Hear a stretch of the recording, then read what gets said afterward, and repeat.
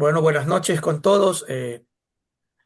Estamos en este día jueves 22 de mayo, en esta última noche de este ciclo de conferencias que se celebra por el Día Panamericano del Ingeniero Civil. El Colegio de Ingenieros Civiles de Manabí, el Colegio de Ingenieros Civiles del Ecuador y su Centro de Actualización de Conocimientos les dan la bienvenida en estos días que hemos tenido a cuatro importantísimos conferencistas que nos han tratado distintos tópicos. El día primero, el doctor Miguel Eduardo Tornelo nos ha explicado acerca de la importancia de la gestión del riesgo sísmica en comunidades expuestas. El doctor Gilberto Martínez Repani, con el estudio de resiliencia para comunidades vulnerables a inundaciones en la cuenca baja del Guayas. El día de ayer, el doctor Roberto Aguiar Falconi, dos edificios con disipadores de energía, Mago en Manta y Luz en Quito. Y el día de hoy tenemos la presencia de la doctora Alexandra Córdoba Mosquera. Ella nos viene a hablar un tema sumamente importante y de análisis en nuestras ciudades, en nuestro país. El tema es diversas tecnologías para el tratamiento de aguas residuales domésticas y su impacto en las descargas a los cuerpos hídricos. Estudio de casos. Antes de leer una breve reseña de ella, le daremos paso al ingeniero Fabricio Villavicencio Peña, presidente del Colegio de Ingenieros Civiles del Ecuador y del Colegio de Ingenieros Civiles de Manabí. Señor ingeniero, buenas noches. Adelante. Buenas noches, Daniel. Buenas noches con todos. Doctor Alexandra Córdoba, reconocido por permitirnos escuchar su importante charla en una temática que, le digo en lo personal, eh, creo que es muy conveniente para la situación que vivimos. Hemos visto, por ejemplo, a nivel de medios públicos, lo sucedido en algunas ciudades del país, en donde el ARSA ha intervenido por el tema tanto del tratamiento de agua potable como por el tema del manejo de las aguas residuales. Y realmente aquí en nuestra provincia, pues quisiéramos tener elementos de soporte de que las cosas se manejan de la mejor manera. Entonces creo que muy bienvenido el tema, estamos prestos a escucharla, agradecidos por supuesto con todas las personas que nos acompañan, todos los colegas, en un número, como ha venido siendo en esta semana también importante, al momento con 118 participantes, y como usted pues evidentemente es la que nos va a brindar su conocimiento, pues no me queda más que reiterar el agradecimiento y darle el espacio para que nos permita escuchar. Muy amable, muchas gracias, ingeniero. Claro que sí. Entonces, pasando a lo que continúa, tenemos a la doctora Rosa Alexandra Córdoba Mosquera. La doctora Córdoba es ingeniera química con especialización en aguas y medio ambiente, graduada en la Universidad de Guayaquil. Posee una maestría en administración ambiental y un doctorado en ciencias, con investigaciones centradas en el tratamiento de aguas residuales y purificación de agua. Ella es docente principal y directora fundadora de la carrera de Ingeniería Química en la Universidad Técnica de Manabí. Tiene más de 20 años de experiencia en docencia universitaria y asesoramiento técnico en tratamiento de aguas residuales y superficiales. Ha trabajado como asesora técnica en empresas especializadas en saneamiento ambiental y ha participado en múltiples investigaciones y publicaciones científicas en el ámbito de la ingeniería química y la gestión ambiental. Como decimos, ella nos va a tratar, va a tratar un tema interesante, diversas tecnologías para el tratamiento de aguas residuales domésticas y su impacto en las descargas a los cuerpos hídricos. Y nos expondrá algunos casos. Le escuchamos, doctora. Muy buenas noches y gracias una vez más por haber aceptado la invitación a compartir su conocimiento.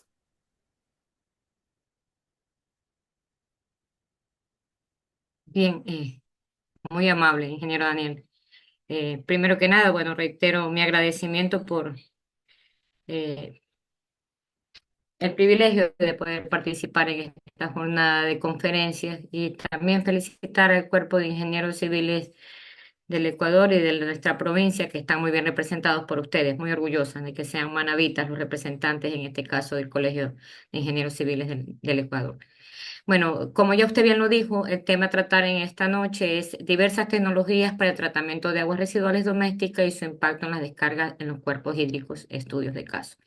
quiero indicarles que voy a presentar en esta noche dos investigaciones realizadas por estudiantes de pregrado en la Universidad Técnica de Manabí, en donde, como bien usted lo mencionó, ya tengo más de 20 años de docencia, para ser clara, 24 años de docencia, y que son tesis de investigación pues que van a dejar sobre la mesa seguramente muchas inquietudes. Voy a empezar en la primera parte de mi intervención con un poco de teoría de datos estadísticos interesantes que probablemente generen muchas inquietudes en algunos de ustedes. Bien, para iniciar mi intervención, quiero hacerla con esta pregunta. ¿Saben cuánta agua existe en la Tierra y cuánta podemos consumirla? Eh, esta pregunta es importante, porque si decimos que nuestro planeta es azul en su mayoría, ¿por qué podríamos decir en la actualidad que realmente el agua es un recurso escaso? No sé si alguno de los presentes podría responderme esta pregunta.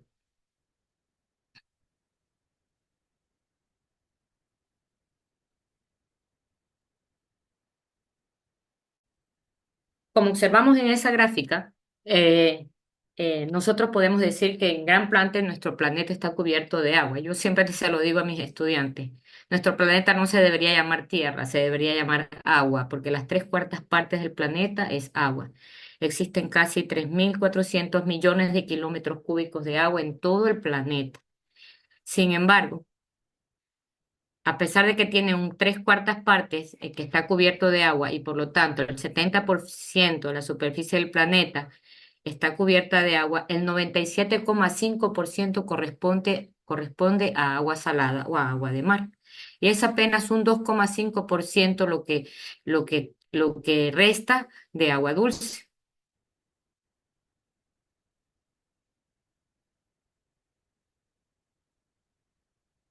Un momentito, disculpen, no sé qué le pasó.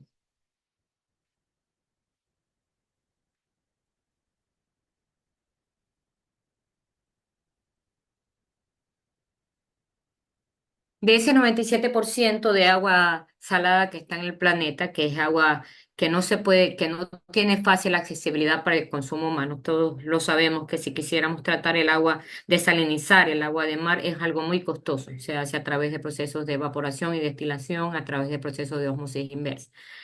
El 3% restante, de ese 3% restante de agua dulce que es la que encuentra el planeta, el 69% de esa agua corresponde a los casquetes polares y glaciares.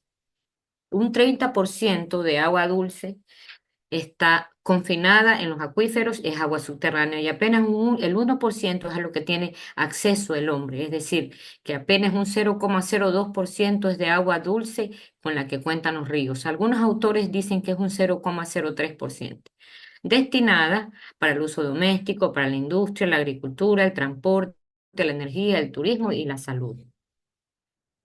Es decir, en consecuencia de estos datos y de estas cifras, se podría indicar que apenas el 0,025% del agua en todo el planeta es potable. Inclusive esta cifra podría ser inferior si consideramos el hecho de que el agua de los ríos hoy en día se encuentra altamente contaminada. De acuerdo a los datos proporcionados por la ONU, de acuerdo a la Agenda de los Objetivos de Desarrollo Sostenible, aquí tenemos cifras muy interesantes con respecto a la accesibilidad del agua.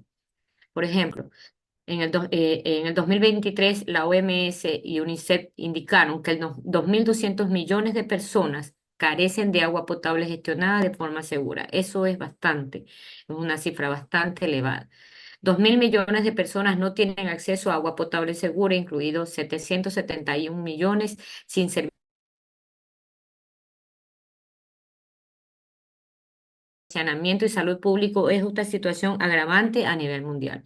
3.500 millones de personas carecen de saneamiento seguro, incluyendo 419 millones que practican la defecación al aire libre, de acuerdo a lo indicado por la OMS en el 2023.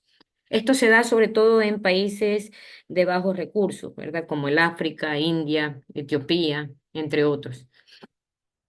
Y Las mejoras del agua en saneamiento e higiene podrían evitar alrededor de 400.000 muertes al año en niños menores de 5 años. Esto también lo indica la UNICEF en el 2023. Como es sabido para todos, la más alta tasa de mortalidad infantil es justamente por enfermedades de transmisión hídrica, enfermedades como gastroenteritis, diarreas, por mala calidad de gestión del agua que se consume en el planeta. Asimismo, la escasez y crisis hídrica global se hace presente. Se dice que 2.000 millones de personas viven en países con escasez de agua. Esto lo indicó la ONU en el 2019. No olvidemos que probablemente estas cifras sean superiores considerando el cambio climático que hoy estamos viviendo y cuyos resultados y cambios en la naturaleza se los está palpando, como el invierno tan crudo que acabamos de atravesar, las inundaciones, los desastres, las escorrentías, inclusive la escasez de agua por la elevación de la turbiedad del agua de río, la cual llegó a datos históricos, por lo menos aquí en la zona de Puerto Viejo, de 100.000 NTU de turbiedad, algo que nunca había ocurrido de acuerdo a los registros que ellos llevan. Y mucho, muy inferior en comparación a la capacidad de tratamiento, de potabilización de la planta de Cuatro Esquinas de la ciudad de Puerto Viejo. Cuatro, el impacto del cambio climático y desastres naturales. El 90% de los desastres naturales están relacionados, obviamente, con el agua. Tornados, huracanes, precipitaciones, altas precipitaciones lluviosas, escorrentías, etcétera, ¿no? Gestión deficiente de aguas residuales y recursos hídricos indica que el 80% de las aguas residuales retornan al ecosistema sin tratamiento. Este dato sí que realmente es alarmante, a pesar de que es un dato que fue expuesto en el 2018. Creo que la realidad actual no supera en mucho estas cifras. También esto es importante de considerar que el 2/3 de los ríos transporterizos carecen de un marco de gestión cooperativa. SIWI. Esto es importante recalcar, ya que si no existen políticas internacionales entre países fronterizos para conservar la calidad de los efluentes hídricos que se combinan entre las cuencas de un país a otro, pues difícilmente se puede controlar la calidad de agua que se recibe o que se mezclan para llegar a nuestras cuencas y que nosotros, en este caso los ecuatorianos, recibimos. El consumo excesivo del agua de la agricultura es otro problema. De acuerdo a la FAO, dice que la agricultura representa un 70% de la extracción mundial del agua. Y esto se da por el incremento de la población en el mundo entero. Con respecto a datos sobre el tratamiento de aguas residuales, podríamos decir que el 52% de las aguas residuales en todo el mundo, apenas el 52%, son tratadas según el estudio de la Universidad de las Naciones Unidas y de la Universidad de Utrecht en Estados Unidos. 52% es una cifra, estamos hablando de casi que el 49%, el 48% no es tratada correctamente. La producción global, dice, se generan 359.000 millones de metros cúbicos de aguas residuales al año. Estamos hablando de alrededor de como si tuviéramos 144 millones de piscinas olímpicas de aguas residuales. Obviamente que en países desarrollados las tasas de tratamiento son altas, mientras que países en desarrollo los tratamientos son insuficientes y por lo tanto urge una inversión adecuada para mitigar esta problemática ambiental. ¿Cuál es la importancia del saneamiento de las aguas residuales? Es muchísima. Las aguas residuales en su mayoría son descargadas a los afluentes hídricos, tal cual como lo muestra la figura y la gráfica que tenemos en esta diapositiva.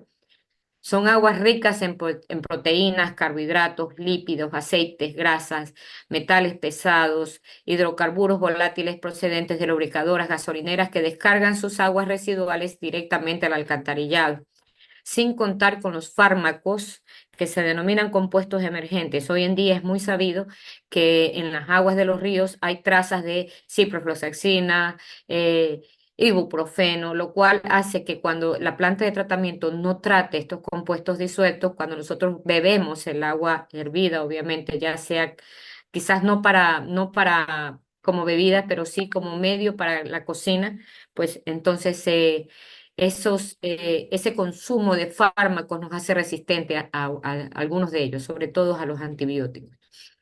Entonces, la importancia que requiere estos sistemas de canalización y desalojo de aguas residuales va mucho más allá de solamente mantener el ecosistema acuático, lo cual es de de gran importancia, valga la redundancia, sino también porque nos atribuye directamente a los consumidores. Por lo tanto, es necesario proteger la salud y el medio ambiente, reducir la contaminación de estas fuentes de agua y disminuir la propagación para poder disminuir la propagación de enfermedades. Hoy en día, creo que sin temor a equivocarme, a pesar de que yo no soy médico, puedo decir claramente que una de las tasas de mortalidad más altas es el cáncer. El cáncer ataca a niños, adultos, ancianos, no mira edad, ni raza, ni condición social, para nada. Y uno de los problemas es justamente la contaminación de las aguas de nuestras cuencas hídricas. El desafío global, ¿cuál es? Que aún hay un gran porcentaje de aguas residuales sin tratar y que se requiere mayor inversión en infraestructura y políticas de saneamiento. Por lo tanto, como antesala antes de exponer los estudios de caso, quiero hablar sobre la crisis de tratamiento de aguas residuales ahora sí aterrizado en nuestro país, en el Ecuador. Una emergencia ambiental y sanitaria. El tratamiento de aguas residuales en el Ecuador enfrenta una crisis alarmante con una gran parte de las aguas servidas siendo vertidas sin tratamiento en ríos y quebradas y en otros cuerpos de agua. Esta deficiencia en el saneamiento representa una amenaza directa para el medio ambiente y la salud pública, agravando la contaminación de fuentes hídricas esenciales para la población. Y aquí tenemos cifras actualizadas de acuerdo al INEC 2024 sobre el tratamiento de aguas residuales en el Ecuador. Solo el 24,6% de las aguas residuales reciben un tratamiento adecuado, del cual el 75,4% se vierte sin procesar. Esto realmente supera el 52% de lo que nos habla la Universidad de UTEC de los Estados Unidos, en donde dice que el 54% de aguas residuales en todo el mundo son tratadas. Estamos hablando de apenas un 24,6% de todos los municipios del país que tratan correctamente las aguas residuales. El destino de las aguas residuales no tratadas son distintas. De acuerdo al INEC, el 56,% de estas aguas no tratadas son descargadas directamente a nuestras cuencas, a nuestros ríos. El 35,8% a las quebradas y a otros cuerpos de aguas y suelos, el 7,5%.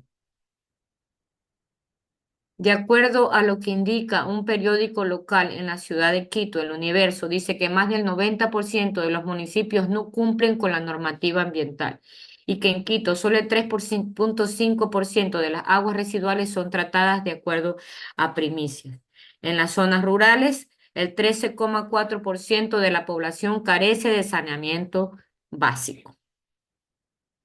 Bajo esta antesala de estos datos tan interesantes y estas cifras actualizadas de la escasez y la deficiencia del tratamiento de aguas residuales domésticas, sin contar con las aguas residuales industriales, porque solamente nos estamos concentrando en aguas residuales domésticas que son descargadas a los efluentes hídricos, veamos algunas de las consecuencias, digamos por decirlo así, muy superficiales del vertimiento de estas aguas. El primero de ellos, contaminación de ríos y fuentes hídricas. La falta de tratamiento de aguas servidas ha convertido a varios ríos en cuerpos de agua contaminados, afectando la biodiversidad y el abastecimiento de agua potable. En la actualidad estoy haciendo un estudio sobre sobre las aguas residuales y el monitoreo de, en Saruma de las aguas de minería.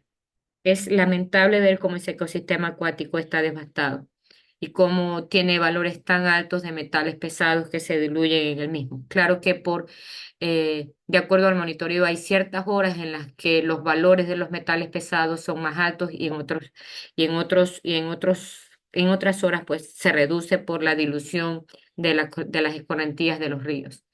En cuanto al riesgo sanitario, el vertimiento de aguas residuales sin tratamiento contribuye a la propagación de enfermedades gastrointestinales, cutáneas y respiratorias en comunidades cercanas a cuerpos de aguas contaminados.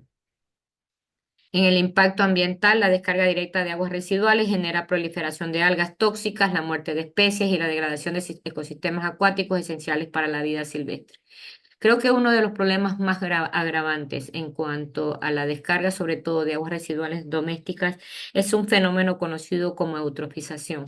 creo que muchos de los ingenieros químicos, perdón, ingenieros civiles e ingenieros hidráulicos conocen de esta problemática, que es el crecimiento desmedido de algas y lechuguines, lo cual agota el oxígeno del río, vuelve tóxico por la producción de mucho amoníaco en el agua del río y se produce la muerte de especies y de peces, como pueden ustedes observar en esta gráfica y en esta figura.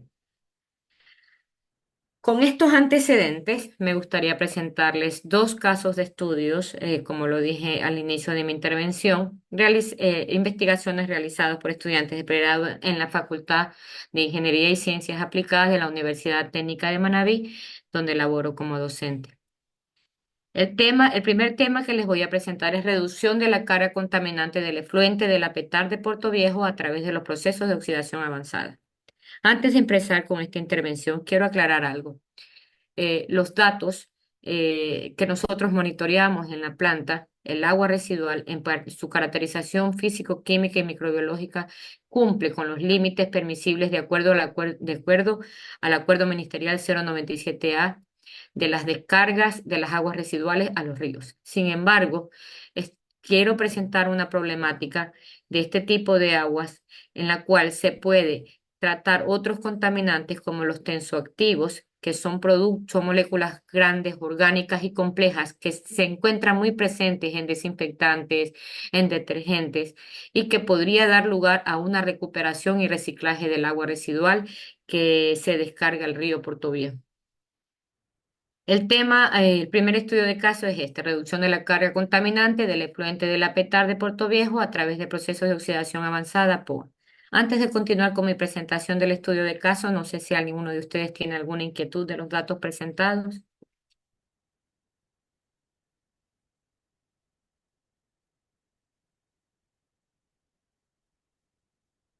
Ingeniero, tiene apagado su micrófono. Gracias, doctora. Por el momento puede haber una pregunta, pero creo que podría ser contestada más adelante. Muy bien, perfecto, gracias. Bien, es como todos ustedes saben, o para quienes no lo conocen, ¿verdad? El sistema de tratamiento de aguas residuales de la Petar de aquí de Puerto Viejo consta de un sistema de cribado y de captación. Tiene dos lagunas aerobias, una laguna facultativa y una laguna de maduración. En otras palabras, el sistema de tratamiento de aguas residuales no es una planta convencional como tal, es un sistema de lagunajes que consiste en lagunas que contienen microorganismos para degradar la materia orgánica. No contiene un sistema de desengrasado, de desarenado, solamente de cribado y de captación. ¿Cuál fue el objetivo de este trabajo? Reducir la carga contaminante del efluente de la Petar de Puerto Viejo a través de un proceso de oxidación avanzada. Determinar la dosis más efectiva del coagulante floculante como tratamiento previo al POA mediante el uso de test de Jarra. Establecer las condiciones de operación de la oxidación avanzada mediante la combinación de factores. Caracterizar el agua antes y después de los tratamientos para establecer el cumplimiento de la normativa de descarga al cuerpo de agua dulce. Estos objetivos se enmarcan en la norma de descarga de aguas residuales que está dada por el texto unificado de la legislación secundaria del Ministerio del Ambiente, TULSMA. Ok, me gustaría dar una breve introducción de lo que es el tratamiento químico, coagulación y floculación, que fue una de las operaciones unitarias que se utilizó para el desarrollo de esta investigación.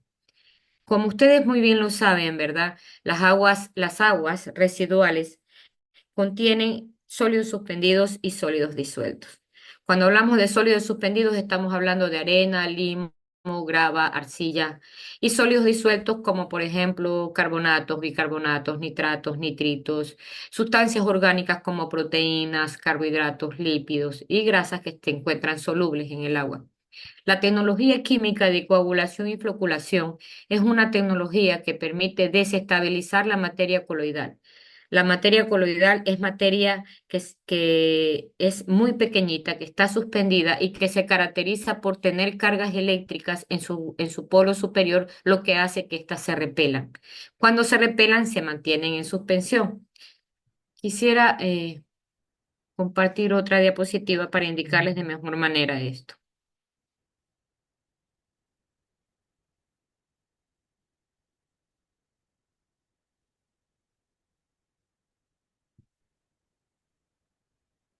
Aquí, como ustedes lo pueden observar, miren, aquí tenemos un agua que contiene sólidos suspendidos y sólidos disueltos. Si ustedes observan en esta gráfica, esta de aquí tiene sólidos suspendidos, sólidos sedimentables, que son los que se ven en la parte en la gráfica de abajo, y los sólidos disueltos.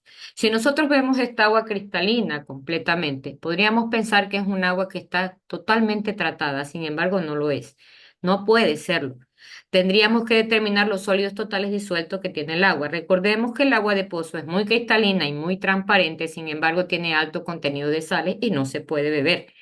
Entonces, la idea del tratamiento de aguas residuales o de aguas superficiales, ya sea para el fin que se requiera, ya sea para potabilizar o ya sea para tratar o remediar aguas residuales, es eliminar estos contaminantes, sólidos suspendidos, sólidos sedimentables, materia coloidal, sólidos suspendidos totales y sólidos disueltos. Los más complejos de retirar del agua son los sólidos totales disueltos, las sales y los sólidos totales disueltos. Y también la materia orgánica biodegradable y no biodegradable disuelta en el agua. Por ejemplo, como ya lo dije, biodegradables, carbohidratos, proteínas y lípidos, y no biodegradables como por ejemplo lignina, celulosa, fenoles y compuestos orgánicos sintéticos como pesticidas, herbicidas, eh, tensoactivos, algunos productos que se encuentran disueltos en el agua que son invisibles, que son peligrosos para nuestra salud y que ni siquiera nosotros sabemos que están disueltos en la misma, así como los fármacos que les indicaba, los tan denominados compuestos emergentes. Entonces, la coagulación y floculación tiene como objetivo principal, a través de un mecanismo de una prueba de jarra, determinar la dosis óptima del químico que voy a agregar para desestabilizar esa materia coloidal que está suspendida y que se repele porque tiene cargas eléctricas, adicionando químicos coagulantes con carga positiva. Vale recalcar que el campo eléctrico no siempre es negativo, no siempre puede ser también positivo. En caso de ser ese el caso, hay que hacer un estudio de los coagulantes más afines al tipo de agua que se va a tratar. La coagulación y floculación es una operación unitaria de mezclado que se emplea ampliamente en el tratamiento de aguas, tanto para agua potable como para aguas residuales. Tiene la misma eficacia: remover turbiedad, remover color, remover parámetros como demanda química de oxígeno, demanda bioquímica de oxígeno, nitritos, nitratos, inclusive fosfatos, dependiendo del tipo de coagulantes que se emplee.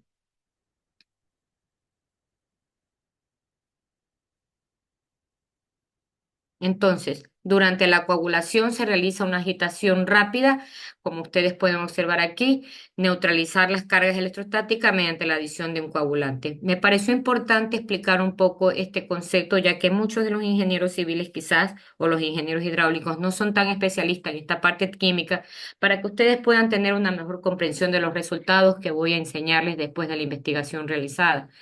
Y una vez que se hace la desestabilización de la materia coloidal y por lo tanto la neutralización de sus cargas, se forman pequeños coágulos que luego, con un ayudante de floculación, que no es nada más y nada menos que polímeros de alto peso molecular, es decir, moléculas orgánicas que tienen alto peso molecular, que ayudan a la floculación, a darle mayor peso a este flóculo y a sedimentarse tal cual como lo vimos en la gráfica anterior.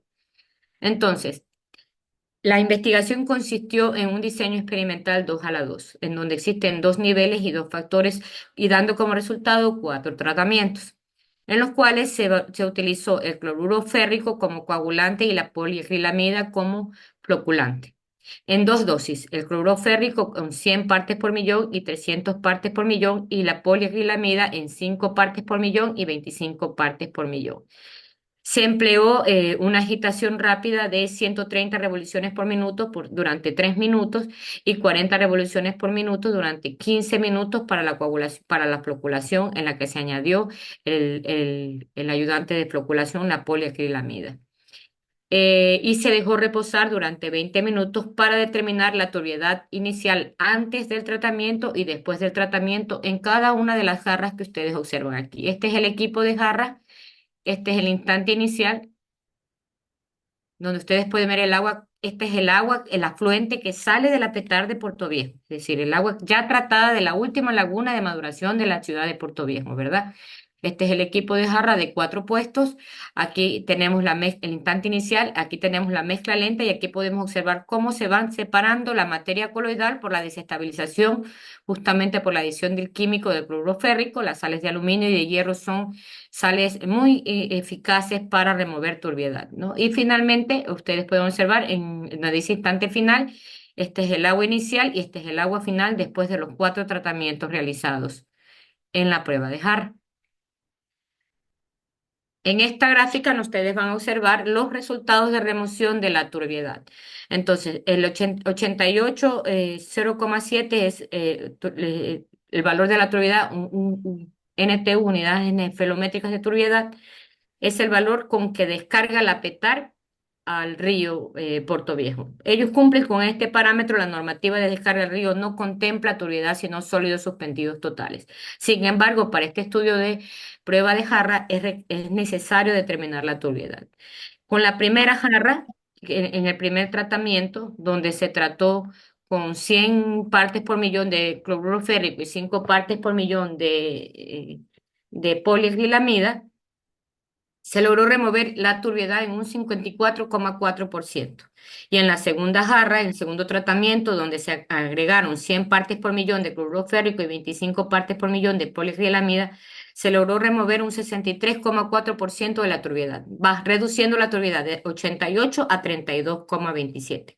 Sin embargo, podemos notar cambios sumamente importantes y en cuanto se subió la dosis a 300 partes por millón, y la incidencia de la poliacrilamida realmente no tiene un efecto muy importante, significativo, porque si nos damos cuenta, la remoción en la jarra 3 fue de 96,2 cuando se empleó el cloruro férrico con 300 partes por millón y 5 partes por millón de poliacrilamida, y en la jarra 4 donde se empleó una jarra de 300 partes por millón y 25 partes por millón de poliacrilamida. Considerando que la importancia, realizando la estadística de que no tenía una importancia significativa el uso de la poliacrilamida, se realizó un nuevo estudio de caso, una nueva prueba de jarra, solamente empleando el cloruro férrico. De esta manera, inclusive, se evitan costos de operación. Y se fluctuó entre las dosis de entre 200 y 400 partes por millón de cloruro férrico en la jarra 1, jarra 2, jarra 3 y jarra 4. Como podemos ver, estas son el instante inicial, ya que no utilizamos el ayudante de floculación, el nivel inicial de 88 partes por millón, miren, con apenas 200 partes por millón ya se redujo a 13,73. A diferencia que en la jarra anterior con 100 partes por millón apenas se removía el 40% a 40,17. Solamente con 200 partes por millón ya la turbiedad se reduce a 13,73, que es una turbiedad realmente espectacular para poder descargar, en este caso, a la cuenca del río Portoviejo. Recordemos que la turbiedad anida microorganismos, impide el paso de la luz en las cuencas de los ríos y por lo tanto evita la fotosíntesis, y al pasar esto tenemos una menor oxigenación del agua de los ríos, oxígeno disuelto que es consumido sobre todo por los peces. En la jarra 2 ya se reduce a 7,69, en la jarra 3 a 3,11, en la jarra 4 a 1,95 y en la jarra 4 2,34. Uno de los objetivos de esta prueba de jarra justamente es determinar la dosis óptima del coagulante. La adición de 350 partes por millón fue la dosis óptima aceptada por esta investigación, en donde la remoción de la turbiedad fue del 97,8%. Una dosis mayor de hierro de 400 partes por millón apenas generó una remoción de 97,4%. Finalmente, bueno, no. Una vez que tuvimos esta jarra con la dosis más óptima, se procedió a caracterizarla. ¿En qué parámetros? Turbiedad, que ya lo vimos, de 86,2 se redujo a 1,72. El pH de 7,72 se acidificó un poco a 5,62. La conductividad eléctrica incrementó, obviamente, porque estamos utilizando una sal como es el cloruro férrico. La DQO se redujo de 150 miligramos por litro a 31,83. Aquí vale recalcar algo importante. La demanda química de oxígeno es una medida más completa y total del oxígeno que es susceptible a oxidación en una muestra de agua. Es decir, es una demanda completa del oxígeno presente en una muestra de agua y es un parámetro de contaminación monitoreado por el Ministerio del Ambiente. Y el porcentaje de reducción en este caso de la de QO es de más del 70%. Es excelente realmente. En el caso de los tensoactivos, que es la molécula que les indico yo a ustedes que está presente y que está disuelta y que puede estar el agua pues cristalina y que no sabemos que se encuentra a no ser que sea aireada, porque en presencia de la aireación produce espumas, como ustedes pueden observarlo en esa gráfica, de 0,14 se redujo en 0,039. Y en el caso del hierro, pues se incrementó un poco debido a la sal de cloruro férrico. Lo interesante aquí es entender que la reducción de los tensoactivos de un 72,56% del efluente de la PETAR tiene connotaciones medioambientales muy significativas, ya que si se llega a descargar estas aguas tratadas al cuerpo de agua dulce, entre ellas se reduciría la proliferación de algas y malos olores por efecto del fósforo, principal secuestrante de las moléculas de los detergentes. Se reduciría la demanda de oxígeno del medio. Esto es necesario para degradar naturalmente los componentes de los detergentes, efectos tóxicos del metabolismo de los organismos acuáticos. Yo quisiera que ustedes apreciaran esta gráfica, ¿verdad? En donde tenemos el efluente de la tratado, el efluente tratado de la PETAR con esta coloración y con este nivel de espuma. Y este es el agua tratada solamente con el tratamiento químico de coagulación y floculación. Observen ustedes cómo eh, el agua tiene una coloración diferente y el nivel de espuma es inferior. Sin embargo, todavía tenemos tensoactivos. Yo siempre le digo a mis estudiantes lo siguiente, cuando era niña y yo viajaba y yo veía en los ríos, a medida que uno viaja, que hay una cantidad muy alta de espumas, yo decía, ¿hay detergentes en el río? Pues no, no son detergentes, son tensoactivos. Señores, los tensoactivos son moléculas orgánicas de gran peso molecular que están presentes en pinturas, en detergentes, en desinfectantes, en algunas actividades industriales que sirven para romper la tensión superficial del agua y que están disueltas en las mismas y que los microorganismos no pueden degradar fácilmente. Es por eso que la PETAR, a pesar de que tiene un sistema de digestión biológica, no logra reducir en su totalidad los tensoactivos. Y como ya lo dice bien aquí esta lámina, si nosotros agregamos tensoactivos, pues se va a producir esto implementa lo que es la proliferación de algas y lechuguines, en este caso la eutrofización. Para continuar con esta investigación, procedemos a realizar la siguiente operación unitaria. El objetivo en este caso es reducir lo, la mayor cantidad de la contaminación, de tal manera que se pueda pensar en un reciclaje del agua residual de Puerto Viejo. ¿Por qué no? Es un proceso de oxidación avanzada, POA. ¿En qué consiste un proceso de oxidación avanzada? Es un proceso en que, ya que los microorganismos no pueden degradar las moléculas orgánicas como los tensoactivos, los fenoles, los pesticidas, los herbicidas, este es un proceso en el cual se utiliza un oxidante químico. En este caso puede ser peróxido de hidrógeno, oxígeno, gaseoso, ozono o 3, cloro, hipoclorito de calcio, cloro en forma de hipoclorito, hipermanganato. Como ustedes pueden observar, el peróxido de hidrógeno, en este caso es el oxidante, uno de los oxidantes que voy a utilizar, que se utilizó en esta investigación, la cual es excitada por una luz ultravioleta. Una luz que puede ser ultravioleta, una luz que puede ser LED o inclusive la luz solar por producir radicales hidroxilos. Son los radicales hidroxilos los que van a oxidar a la molécula contaminante, en este caso dice la gráfica el fenol, en el caso de nuestra investigación el tensoactivo, para producir productos intermediarios, moléculas de átomos de carbono de 6, de 7, de 8, de 10 átomos de carbono se reducen finalmente a agua y dióxido de carbono, con un solo átomo de carbono, produciendo productos finales mucho más amigables con el medio ambiente. Entonces, para continuar con esta investigación, nuevamente se realiza un diseño experimental 2 a la 2, quedando como resultado 4 tratamientos. utilizando dos oxidantes químicos, el peróxido de hidrógeno y el hipoclorito de sodio. Y se emplearon 3 partes por millón de peróxido de hidrógeno y 10 partes por millón de hipoclorito de sodio. En 3 partes por millón de peróxido de hidrógeno y 100 partes por millón de, en este caso, de hipoclorito de sodio. 30 partes por millón y 10 partes por millón, 30 y 100 partes por millón. Se utilizó como catalizador 14,2 gramos por litro de carbón activado. Bueno, aquí como ustedes pueden apreciar, el agua ya pasó por el proceso de coagulación y floculación. Ustedes la ven cristalina, transparente, como la pueden apreciar.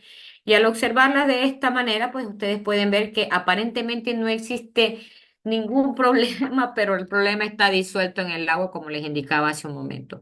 Al final, después de todas estas jarras, las aguas aparentemente todas tienen el mismo color, pero los análisis que les voy a presentar a continuación son diferentes.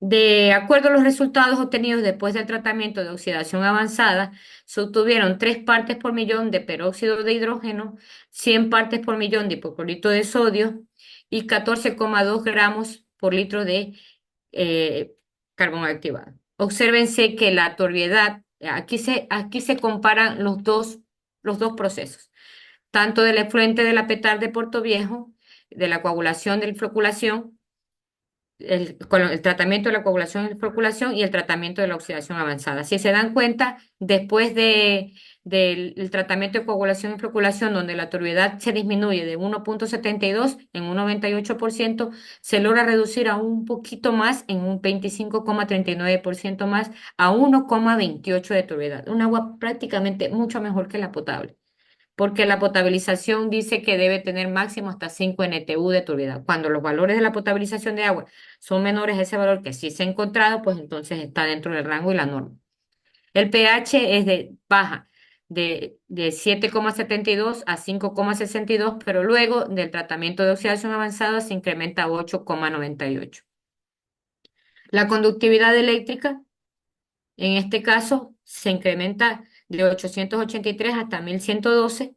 La DQO se reduce en un 100% completamente, es decir, ya no tenemos materia orgánica biodegradable ni no biodegradable susceptible a la oxidación, porque justamente se pudieron oxidar no solo tensoactivos, sino seguramente fenoles y otros compuestos como lininas y celulosas que también suelen estar presentes en las aguas residuales y que no fueron objetos de estudio.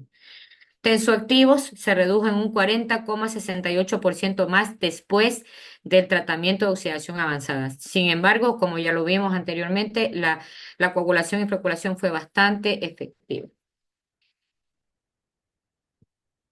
Podríamos indicar entonces que la calidad del agua obtenida en este sistema de tratamiento es superior a la descarga del río Puerto Viejo por la PETAR, debido a una considerable remoción de la carga contaminante para evaluar si el agua tratada puede destinarse en uso de en diferentes usos, de acuerdo al libro sexto del texto unificada de la legislación secundaria del Ministerio del Ambiente, Tursman. Ustedes pueden apreciar, miren, la primera jarra es donde está el afluente de la PETAR, la segunda jarra es el efluente de la PETAR, la cuarta jarra es la coagulación y floculación. Nosotros partimos a partir de esta agua y la última jarra es de oxidación avanzada. Dense en cuenta que las jarras 4 y 5 aparentemente son iguales, pero ya pudieron ustedes observar por los análisis representados y las operaciones unitarias aplicadas de que no exactamente son las mismas.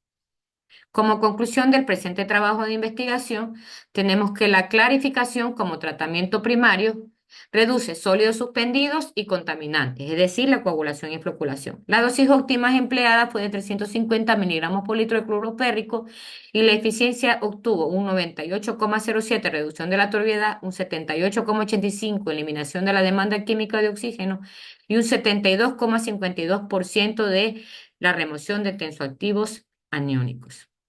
La oxidación avanzada como tratamiento complementario, en este caso de los parámetros, representa una dosis de 3 partes por millón de peróxido de hidrógeno, 100 partes por millón de hipoclorito de sodio, 14,17 gramos sobre litros de carbón activado. El tiempo de tratamiento, en este caso del proceso de oxidación avanzada, fue de 6 horas a 100 revoluciones por minuto. La eficiencia en este caso fue la eliminación del 100% de la demanda química de oxígeno y el 40,71% de la reducción de tensoactivos aniónicos, 25,58% reducción de la turbiedad adicional. Y esto es con respecto a este estudio de caso. No sé si tengan alguna pregunta. En el chat hay algunas preguntas, doctora. No sé si desea continuar con el siguiente caso o evacuamos las entregadas. Evacuemos las preguntas porque se pueden confundir con el siguiente caso. Perfecto. Bueno, vemos, bueno, de paso, ¿no? El arquitecto Raúl Hidalgo, con alguna pregunta, bueno, relacionada con su primera parte. ¿Las aguas subterráneas en qué porcentaje se podrían utilizar para el consumo humano en Manabí? Bueno, eso depende de la caracterización del agua subterránea, de los niveles de sólidos totales disueltos que tenga el agua, de la dureza, de los minerales que tenga la misma. Pueden ser utilizadas en su totalidad siempre que se haga un tratamiento adecuado. El problema está en el costo del tratamiento. Si el agua es muy dura y tiene altos niveles de sólidos totales disueltos, pues se tendría que utilizar sistemas de ósmosis inversas, de ablandamiento, y eso encarece el uso de este recurso. Sin embargo, por mi experiencia, yo he monitoreado aguas de pozo que tienen valores de turbiedad, que tienen valores de sólidos totales disueltos parecidos a un efluente de una cuenca hídrica. Así que se puede utilizar sin problema alguno, solamente desinfectándola. Muchas gracias por su respuesta. El ingeniero Víctor Manuel Flores le felicita también y por las estadísticas también que le presenta. Igual el ingeniero Vicente Selner le felicita. El ingeniero Horacio Guillén pregunta, ¿las aguas residuales tratadas se las puede utilizar para riego? Y si es posible, ¿en qué clase de plantas o cultivos pudieran ser los beneficiarios?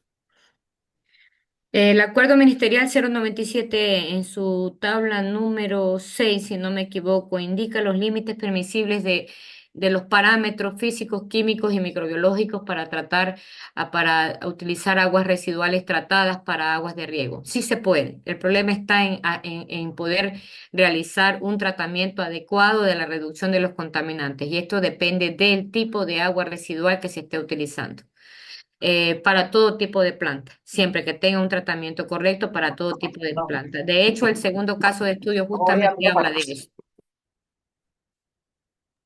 Muchas gracias. La ingeniera Ramonita Panchana, asimismo le felicita. El ingeniero Douglas Ponce pregunta cómo se puede optimizar el diseño y la operación de los sistemas de coagulación y floculación para minimizar el consumo de recursos y de energía. ¿Me puede repetir la pregunta? ¿Cómo se puede optimizar el diseño y la operación de los sistemas de coagulación y floculación para minimizar el consumo de recursos y de energía? Justamente lo que presentamos en esta intervención. Antes que nada, agradecerle a mis colegas, compañeros de la universidad, la ingeniera Ramonita, el arquitecto Raúl, que están presentes y que están felicitando la exposición de la suscrita. Las pruebas de jarra que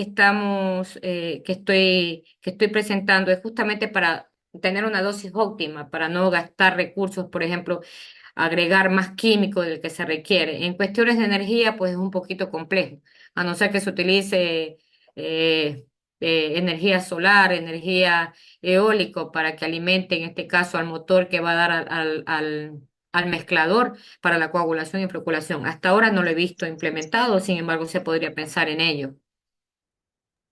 El ingeniero Mario David Morante, ¿utilizando este método aumenta o no la corrosividad y la salinidad del agua?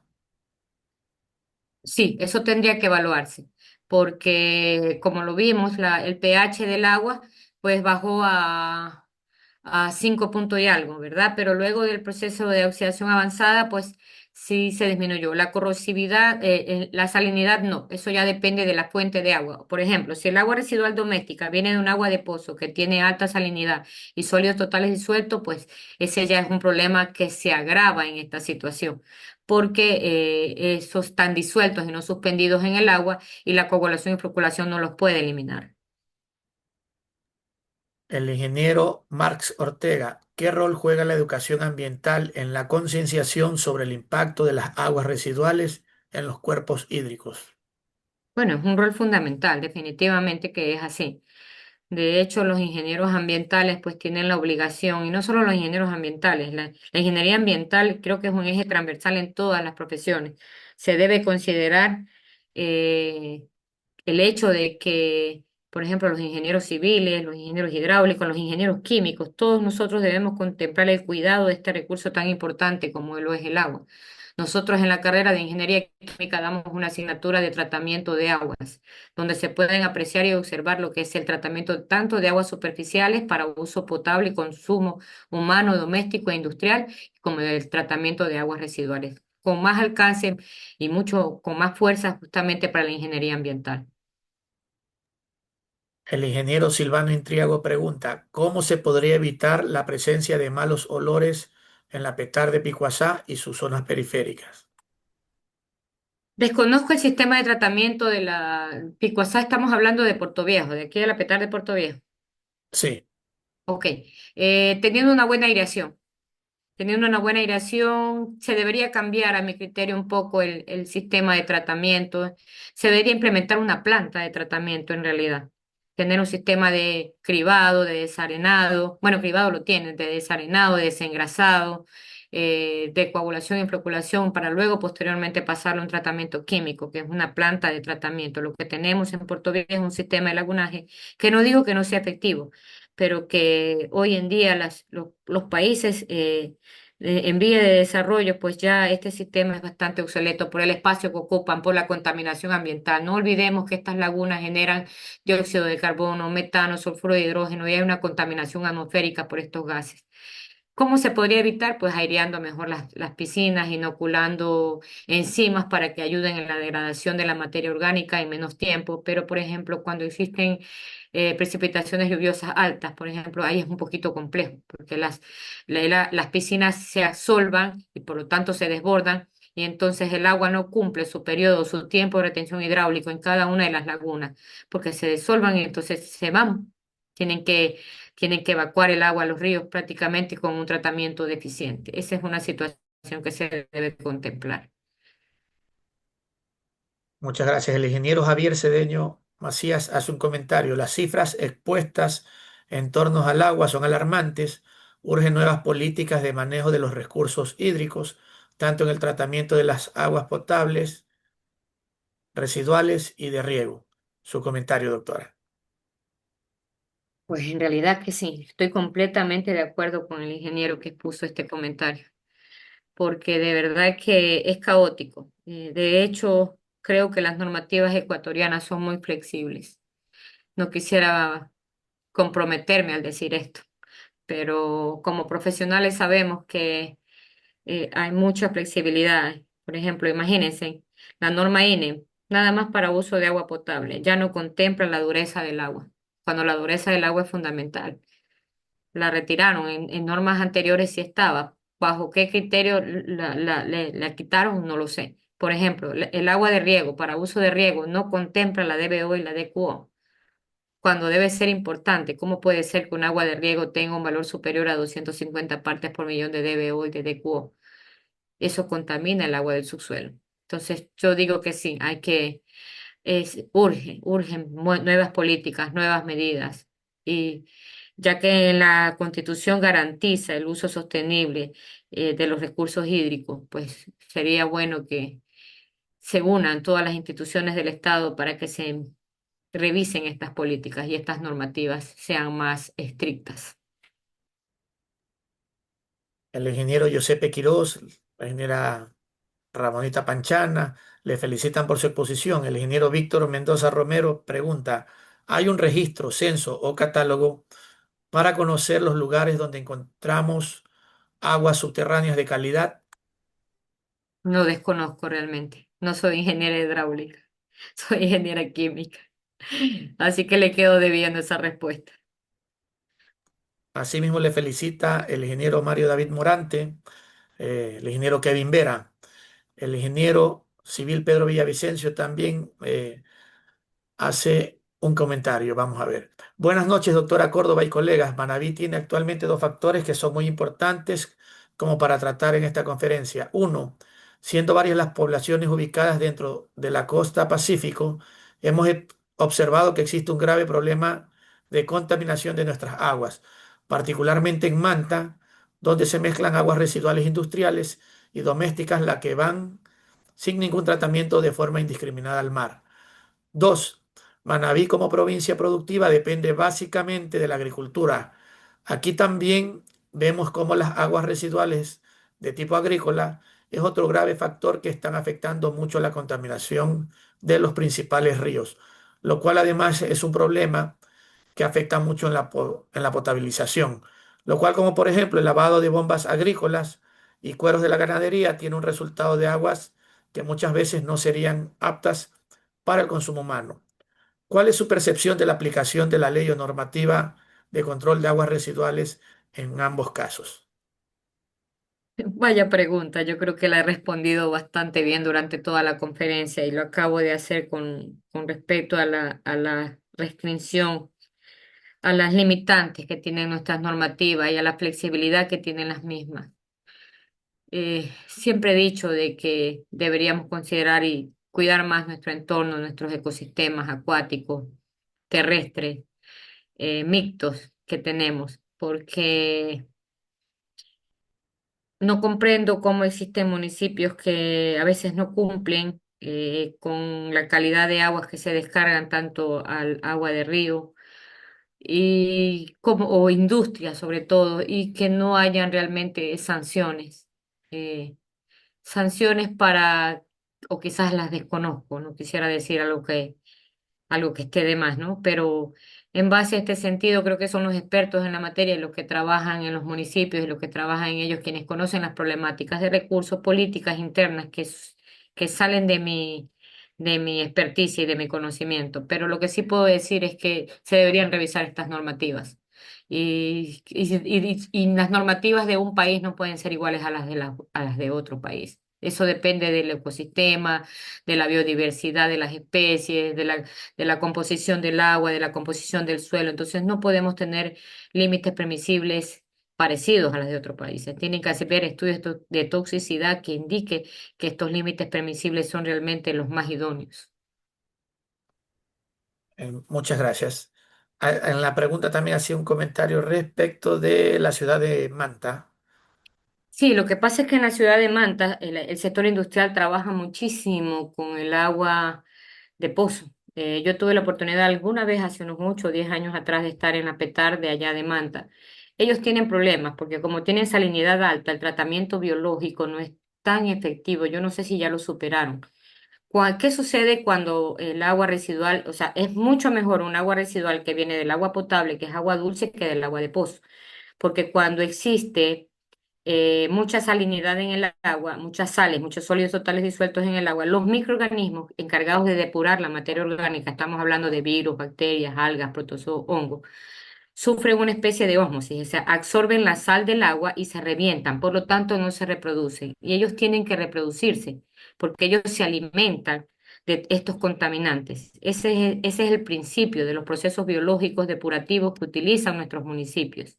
Por eso yo le explicaba hace un momento que ese sistema de lagunaje ya es un poco obsoleto, que los municipios deberían instalar plantas de tratamiento de aguas residuales, no sistemas de lagunaje. Lo que pasa es que eso tiene un costo de inversión muy elevado. Muchas gracias. El ingeniero Guido Javier Vázquez hace una pregunta que tal vez ya fue contestada en sus últimas líneas. En relación a la población actual de Puerto Viejo, ¿usted creería que se necesita cambiar la ubicación de la laguna de oxidación, muy aparte de cualquier metodología que podría hacerse para tratarse? Sí, claro que sí. Sobre todo porque consideremos que, bueno, yo desde que soy pequeña, desde que era pequeña, yo ya tengo 54 años, esa planta ya existía. Entonces fue diseñada para una población. Yo no sé si ya su tiempo de diseño ya es obsoleto y ya debería considerarse una reubicación de la misma y un diseño de nuevas instalaciones. La ingeniera Gema Flores le felicita también por su excelente ponencia. El ingeniero Edison Mantuano, si una planta residual solo trabajaría con los químicos que son activados y claro y polímero, la operación no es la correcta. No entiendo la pregunta. Sí. Parece que por aquí está un poco corta, se ha eliminado alguna parte. El ingeniero Octavio Solórzano Vera. Doctora, buenas noches, le saluda. ¿Qué criterio se utiliza para definir la dosificación correcta de los elementos empleados para el tratamiento de aguas residuales? Bueno, lo primero que nada es la caracterización del agua. Yo siempre le digo a mis estudiantes, esto es como ir al médico. Usted le dice los síntomas que tiene y entonces en función de eso el médico le manda a hacer los análisis. Usted debe ir al punto donde está el agua contaminada, observar, ver cuál es el proceso de producción del agua residual, porque no solamente tenemos doméstica, sino también industrial, ¿verdad?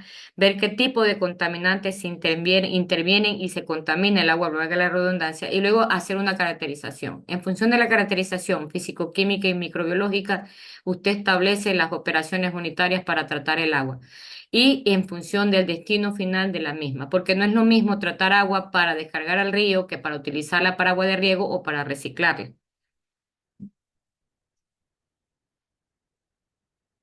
Tiene apagado el micrófono, ingeniero. Muchas gracias. La ingeniera María Guerrero Alcíbar le felicita, al igual que el ingeniero Carlos Durán. El ingeniero Alex Quimis Tumbaco también le felicita por su ponencia. El ingeniero Julio Menéndez le felicita.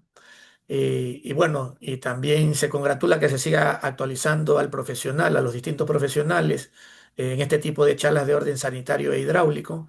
Eh, lo mismo el ingeniero Paul Cabrera le felicita por la exposición excelente sobre las plantas de tratamientos de aguas residuales. El ingeniero Alex Quimis pregunta, ¿tiene algún conocimiento del tratamiento de agua mediante pantano seco artificial?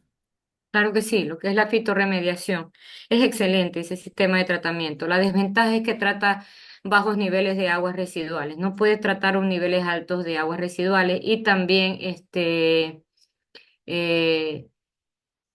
necesita de espacios grandes para sembrar las plantas, pero es un sistema de tratamiento que no es dañino con el medio ambiente. Obviamente el suelo va impermeabilizado, se utiliza una altura aproximada bueno, dependiendo del tipo de planta que se vaya a plantar, y puede reducir fenoles, va a reducir DBO, va a reducir DQO, pero vuelvo y repito, la limitante es el caudal de agua de tratamiento. Por ejemplo, una planta que produce 300 metros cúbicos día, ni de broma podría utilizar un sistema de fitorremediación.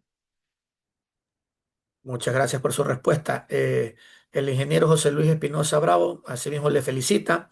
El ingeniero Jimmy Marcillo, él le pregunta, con el acelerado crecimiento poblacional, la falta de mejoramiento de infraestructura, entre otros factores, si llega a colapsar estos sistemas, ¿qué recomienda en base a su criterio para prevenir una contaminación crítica y de alto impacto ambiental?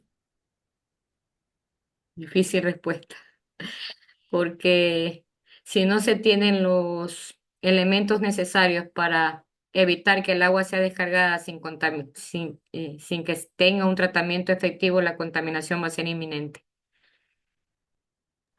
El ingeniero Vinicio Briones le felicita, el ingeniero Mario Moreno Intriago, a quien saludamos también, eh, le hace esta pregunta: ¿qué tipo de tratamientos a las aguas residuales aconseja para la ciudad de Puerto Viejo?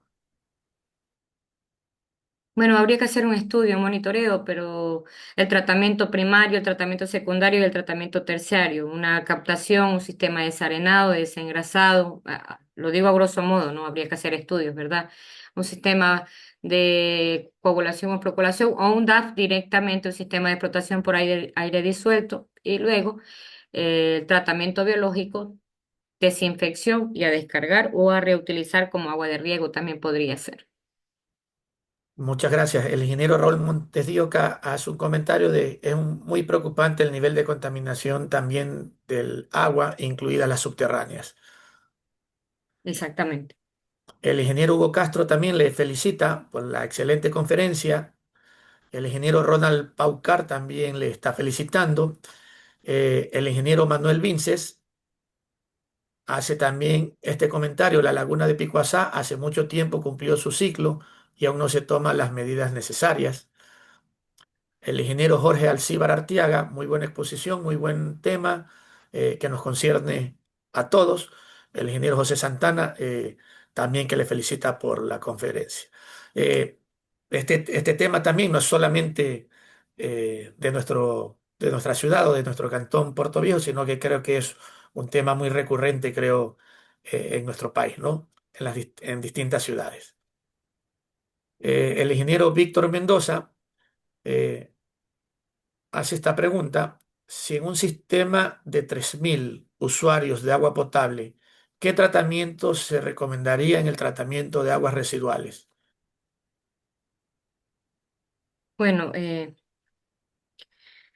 dependiendo de la fuente de agua, ya lo dije, si es agua potable, agua dulce, agua potable, pues es el método convencional, biodigestores, sistemas de cribado, desarenado.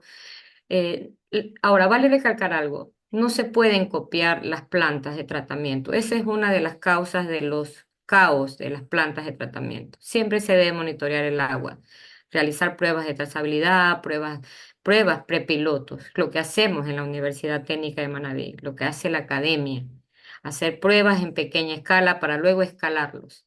Por eso es que es muy importante la coyuntura, valga la oportunidad para decirlo, en las maestrías como la que se da en la Universidad de la Pontificia Católica de aquí de Manabí, Católica del Ecuador, sede de Manabí, por ejemplo, de Ingeniería Hidráulica, que justamente ahora estoy dictando un módulo de control de calidad del agua y microbiología, ingenieros hidráulicos aprendiendo de manera más profunda estos temas que a veces desconocen. Entonces, es importante esa coyuntura para poder hacerle entender y para que nuestros profesionales, que quizás no son tan especialistas en el área, pues puedan tener esta especialidad. Porque me ha pasado que me llaman ciertos estudiantes, ex estudiantes míos de maestría o de pregrado, que me dicen, doctor, es que vamos a instalar una planta y mire, es que estamos tomando como piloto la planta de Guayaquil. ¿Por qué haces eso? No hagas eso. Tienes que caracterizar el agua, tienes que hacer pruebas en prepiloto para ver cuál de esas operaciones unitarias realmente es la más idónea, porque seguramente la composición puede no exactamente ser la misma. Entonces, no hay una receta mágica para diseñar un sistema de tratamiento de agua si no se monitorea, si no se caracteriza, si no se hacen pruebas prepilotos, no existe. El ingeniero Ronald Lalay le felicita, lo mismo que el ingeniero Dani Alvarado, el ingeniero Víctor Mendoza, la ingeniera Beatriz Irene Caballero, le felicitan, y el ingeniero Javier Cedeño Macías también por aquí indica que existe ya un estudio de consultoría contratado por el GAT municipal de Puerto Viejo para determinar una nueva planta y metodología de tratamiento de aguas residuales. El ingeniero Alex Eso es una excelente noticia. El ingeniero Alex Quimis indica también, en Jipijapa también tenemos ese problema de tratamiento de aguas residuales porque es un sistema de tratamiento por laguna de oxidación. Bueno, doctora, yo creo que continuamos con el segundo caso y asimismo les agradecemos a nuestros asistentes, participantes, que así las preguntas también las pueden ir escribiendo en el chat para generar también esta prontitud. Igual agradecemos que también su interacción eh, y recuerden que esto también queda grabado y los vamos a colocar, al igual que las conferencias anteriores, en las redes sociales del Colegio de Ingenieros Civiles de Manabí, en el canal que también se tiene en YouTube, si es que ustedes quieren volver a revisar algunos de los importantísimos datos que la doctora Alexandra Córdoba también nos ha podido brindar durante su exposición. Le escuchamos, doctora. Bueno, antes que nada, agradecer a todos aquellos que felicitan la exposición. Me siento muy complacida de que les agrade mi intervención y que la información que les estoy brindando pues sea de utilidad para su desarrollo profesional. A mis compañeros, colegas de la universidad, la ingeniera Irene, la ingeniera Ramonita, todos aquellos que han estado presentes, la ingeniera María Guerrero, muy amigas mías, pues muchas gracias por el apoyo brindado. Voy a continuar. Este siguiente caso también va a ser de interés de ustedes. Es el caso de evaluación de los procesos empleados en el tratamiento de agua residual de la estación de Crucita Petar y el análisis físico-químico previo a su descarga.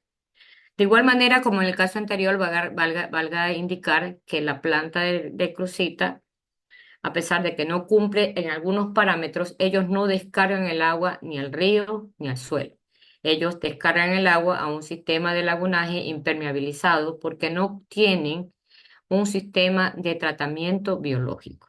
Esto lo recalco porque no quisiera estas tesis, yo las puedo hablar de manera abierta y expuesta, por vuelvo y lo repito, son investigaciones realizadas en mi querida UTM, Universidad Técnica de Manabí, con mis estudiantes de pregrado, las cuales he tenido el gusto de tutorear y que están dispuestas en el repositorio de la universidad por si a alguno de ustedes les interesaría leerlas.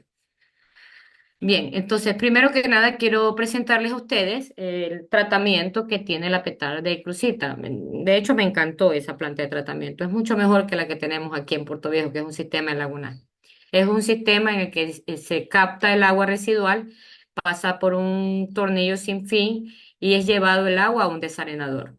Posteriormente, el agua va a dar a un tanque de igualación, de un ecualizador, donde hay aireadores para posteriormente pasar a un tratamiento químico de coagulación y floculación. Ellos sí aplican un tratamiento químico de coagulación y floculación para disminuir la carga contaminante en términos de DBO, de DQO, de turbiedad, de sólidos suspendidos totales. Posteriormente, después de la coagulación y floculación, ellos tienen un sistema de sedimentación, de desinfección y finalmente transportan el agua al sistema de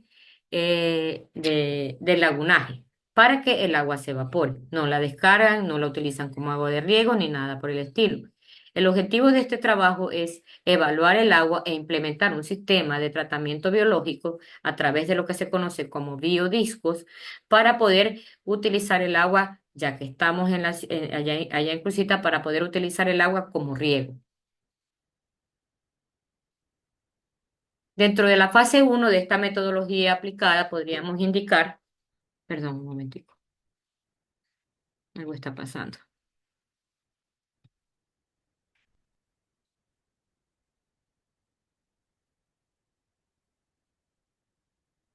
La fase uno de la toma de muestra podríamos indicar que se caracterizó el agua a tratar de modo que se determinaron unos parámetros físicos, químicos y microbiológicos de la misma con el fin de verificar valores dentro o fuera de rango, considerando la norma nacional como el TULMA, anexo 1, el libro sexto, norma de calidad ambiental y de descarga de efluentes al recurso agua. El desarrollo experimental, el proceso que consistió en operaciones, nosotros simulamos las operaciones que ellos empleaban adicionando el reactor de biodisco, que es el que ustedes pueden observar en esta segunda imagen. Proceso que consiste en operaciones de cribado, aireación, tratamiento biológico, biodiscos, coagulación y floculación. Y por último, en la fase 3, la verificación de las normas, análisis de muestra del agua tratada a través del prototipo, estableciendo parámetros bajo normativa vigente para el uso del agua en plantaciones del sector. El diseño experimental. Este es el diseño experimental que hicimos con los estudiantes. Monitoreamos el agua aquí sí de ingreso, de entrada, no de salida, como el caso anterior de la Petar de Puerto Viejo, para nosotros simular lo que ellos estaban haciendo en pequeña escala, adicionando el sistema de biodisco, es decir, el tratamiento biológico que ellos no cuentan en la actualidad. Utilizamos un sistema de cribado, un sistema de aireación, coagulación y floculación con el mismo coagulante que ellos empleaban y luego se desinfectaba y se obtenía el agua tratada. Una vez que se realizaron esas operaciones unitarias, pues se monitoreó el agua durante 3 muestras compuestas. Hablamos de muestras compuestas, muestras tomadas en periodos de 1 hora durante 24 horas. ¿Sí? Y los ensayos, todos los ensayos se realizaron por triplicado, tanto en el caso anterior como en el caso actual. Eso era algo importante que me había olvidado de indicarles, ¿no? Entonces aquí tenemos el valor, el parámetro, en este caso a caracterización físico-químico realizado al efluente de la petar, es decir, al agua que ingresa a la petar. Entonces, aquí tenemos que tiene 7,78 de pH. Aquí tenemos los criterios de la norma. C cumple, NC no cumple, eh, SC sin criterio de norma y NA no aplica. Entonces, aquí tenemos los valores, por ejemplo, de 50, ¿qué parámetros no cumple? No cumple conductividad, no cumple LDO, oxígeno disuelto, no cumple los sólidos totales disueltos. Observen lo elevado en que está, justamente porque es crucita y seguramente están utilizando el agua potable no es tan dulce, porque por esta cantidad de sólidos totales disueltos, mira, la normativa dice que es 450, es muy elevada. Seguramente por esta razón es que ellos no han contemplado un tratamiento biológico. Los coliformes fecales que tampoco cumplen con la normativa dice que el mínimo es de 1000 números más probables sobre 100 mililitros. Valga recalcar que en esta investigación nosotros no solo nos basamos en la norma del TULMA, sino también en la norma internacional de España, ya que algunos parámetros no lo consideran nuestra normativa, por ejemplo la DBO y la DQO. Bueno, este es el criterio de la norma con respecto a los coliformes. Des en cuenta, esta es la norma y aquí están. Todas las normas incumplen con respecto a los coliformes fecales. Recordemos que los coliformes fecales producen enfermedades de transmisión hídrica. En los parámetros químicos, asimismo, algunos no cumplen con la normativa. La alcalinidad, los cloruros están muy altos, el cromo hexavalente, que es un contaminante, un metal pesado, la dureza, que tampoco cumple, es superior a 300 partes por millón en la muestra 2 y la muestra 3, y en algunos criterios cumple, hierro, nitrato, nitrito y sulfuro de hidrógeno sin criterio de norma. Bueno, una vez que nosotros hicimos los ensayos, esto fue lo que se hizo, los chicos lo hicieron a pequeña escala, ¿no? ¿Verdad?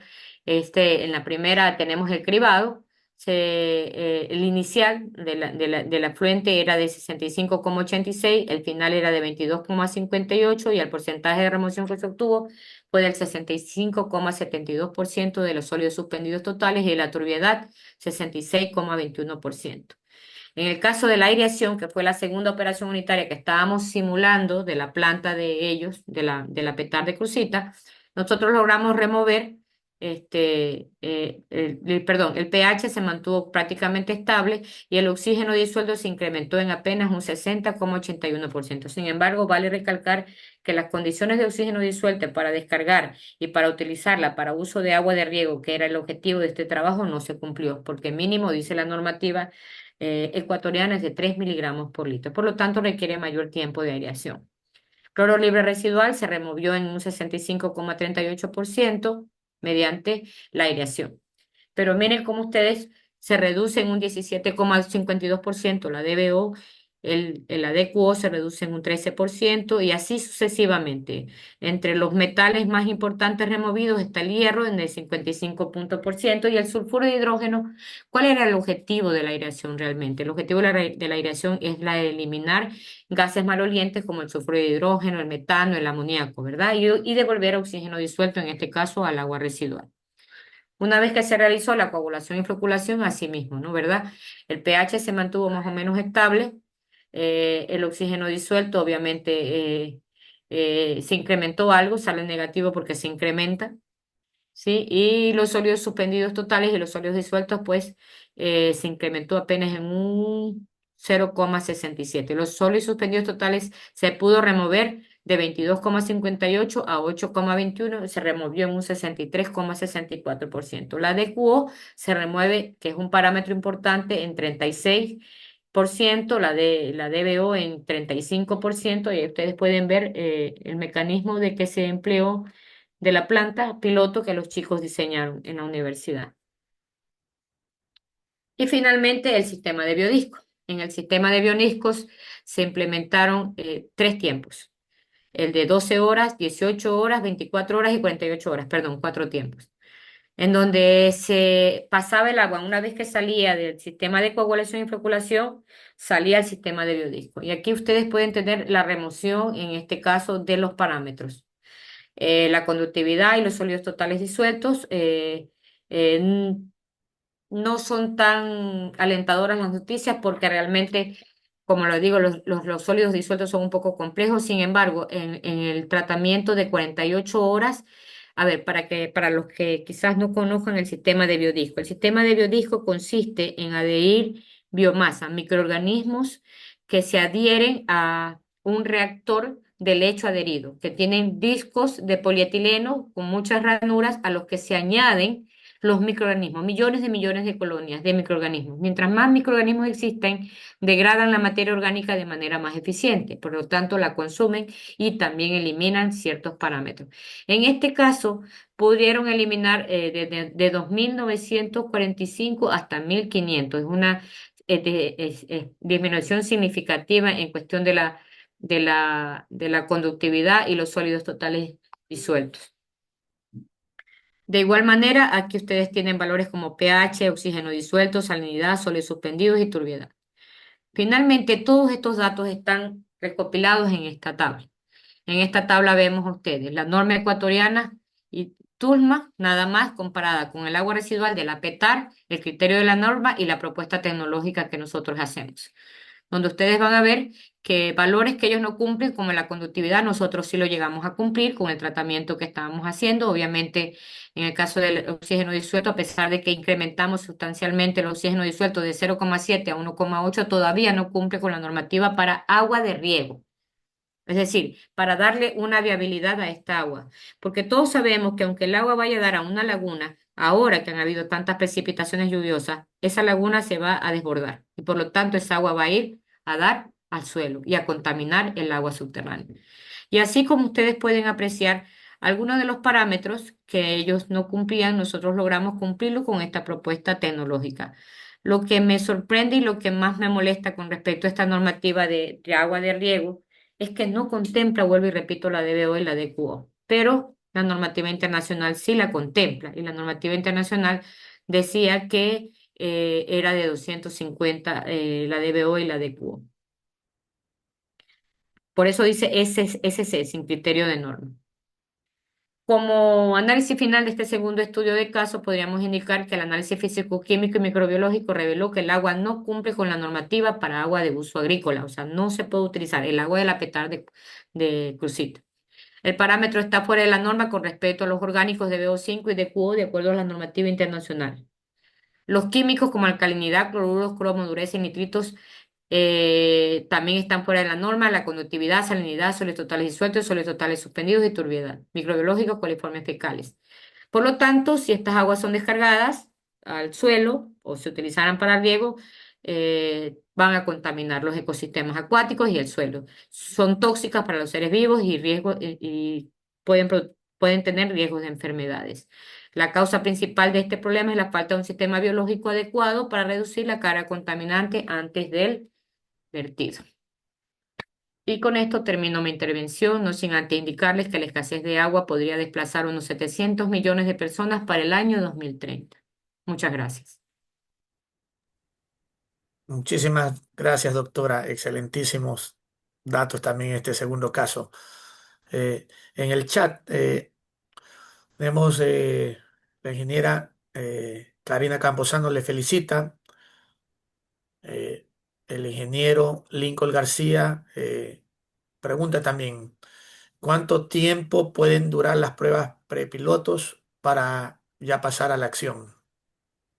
Bueno, eso depende, ¿no? Depende de la operación que se esté aplicando, si, de la disponibilidad, en este caso del agua, de la disponibilidad de los reactivos. Podría ser un mes, 2 meses, pero de la prueba prepiloto que sea un escalado, una prueba piloto. Y luego, posteriormente, hacer el diseño a macro. El ingeniero Lincoln García reitera las felicitaciones, un gran tema de conciencia social sobre el agua, que es un recurso que si no lo cuidamos en el futuro quedará comprometido para futuras generaciones. El ingeniero Irving Cuadros también pregunta, ¿qué entidad es la encargada para el control y sanciones de las plantas de tratamiento de aguas residuales en caso de no cumplir con las normas de control? Bueno, no sé, en el caso de Puerto Viejo sé que es el Ministerio del Ambiente. A veces las competencias de control, a veces los tienen algunas prefecturas, algunos GAT. Eso depende ya de las políticas internas de cada provincia.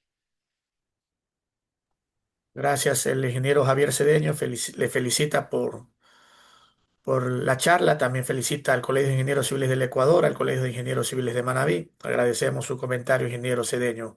El ingeniero Víctor Manuel Flores eh, agradece también por tan importante exposición y sobre todo el conocimiento que usted tiene al respecto. Lo mismo el ingeniero José Vinces. eh, Qué buenos temas que aumentan nuestros conocimientos. Son los comentarios que están en el chat. Al parecer, al culminar pues el primer caso, estuvieron bastantes preguntas. El ingeniero Manuel Vince felicita al ingeniero Fabricio, al ingeniero Daniel, muchas gracias por este tipo de eventos y entusiasmado totalmente con la exposición y el tema tratado por tan distinguida profesional. Gracias por su comentario. El ingeniero Paul Cabrera, eh, acá en Machala tenemos lagunas de Pulimiento, parece que dice, suelos aluviales, no tenemos aguas subterráneas, solo pozos para sacar agua potable. Acá hay acuíferos en algunas partes, solo quería saber eso. En algún momento podría haber alguna perturbación grave. Dependiendo de la profundidad de las aguas subterráneas, pues, porque si se descargan aguas residuales al suelo directamente, claro, se pueden contaminar los pozos. El ingeniero Silvano Intriago pregunta si la Petar de Cruzita dispone de precolador, clorador y sedimentador secundario. No, porque no tienen sistema biológico, por eso no lo tienen. El ingeniero Kevin Vera, ¿por qué cree usted a criterio propio que la normativa nacional no tome en cuenta el DBO y el DQO para el área agrícola? Lo desconozco completamente. Me gustaría que alguien me responda esa pregunta también a mí. También el ingeniero Ramón Álava felicita, el ingeniero José Fajardo Cajamarca felicita por las exponencias realizadas durante toda esta semana de capacitación por el Día Panamericano del Ingeniero Civil. Muchísimas gracias. El ingeniero Mario Moreno Intriago, gracias por las respuestas. También pregunta, ¿qué tipo de impacto y enfermedades se pueden presentar en las personas que viven alrededor de las plantas de aguas residuales con un mal tratamiento, en especial en la falta de oxigenación de las mismas? Bueno, impactos de enfermedades respiratorias, sobre todo, por los gases emanados, alergias, enfermedades respiratorias. El ingeniero Víctor Manuel Flores, considerando que el 70% de la superficie de nuestro planeta está cubierta de agua, de la cual el 97% es salada y el 3% dulce, ¿qué criterio tendrá usted sobre el tema de desalinadoras para obtener agua potable? Bueno, gracias a Dios el Ecuador tiene un mapa de cuencas hídricas espectacular, pero lo estamos contaminando. Recurrir a desalinizar agua del mar es muy costoso. Eso creo que se practica más en el Medio Oriente, en lugares donde no tienen acceso a fuentes de aguas dulces, pero se puede hacer, definitivamente se puede hacer. Eh, Edison Mantuano pregunta, ¿el agua de una planta residual podría tratar para el consumo humano como una planta de agua potable? Parece que es lo que quiere preguntar. Si se hace todos los tratamientos, sí. Todos los tratamientos adecuados, sí se puede reciclar, sino que es bastante costoso.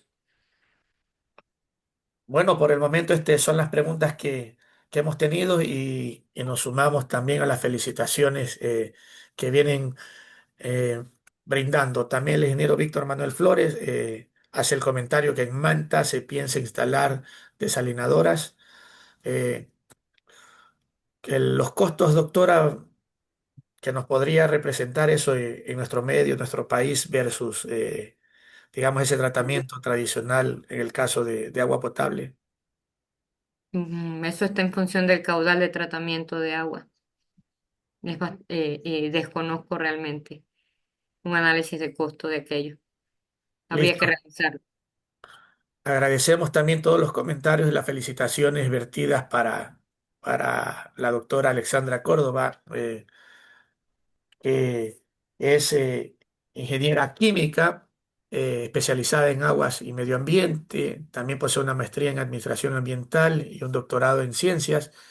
Y nos ha venido pues a ilustrar en esta semana donde hemos tocado ciertos temas muy importantes para ese refrescamiento de conocimientos, una semana sumamente importante para no solamente para los ingenieros civiles, han habido diversas eh, profesiones o diversos profesionales en distintas ramas que han participado de estas charlas.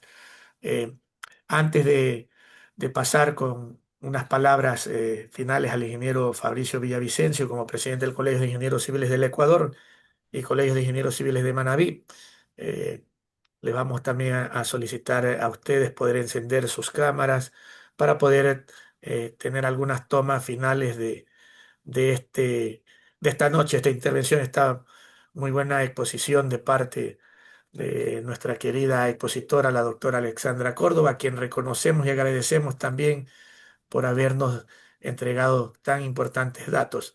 Eh, Ingeniero Fabricio Villavicencio.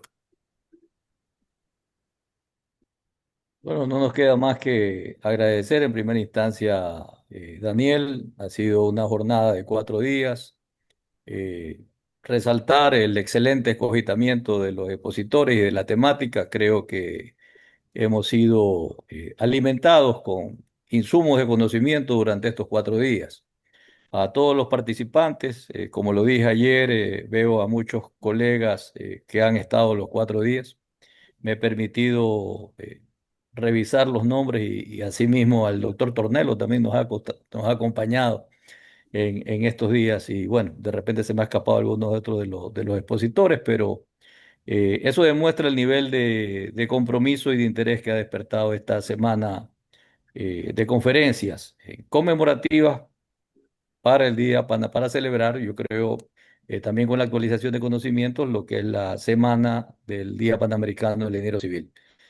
Doctora Alexandra Córdoba, muchas gracias. En verdad, creo que nos queda esa reflexión de que hay mucho por hacer. O sea, lo que decía al inicio, en base a los estudios que usted ha realizado, pues creo que es hora de despertar y comenzar a mirar este tipo de tratamientos que ahorita se enfocan a las aguas residuales.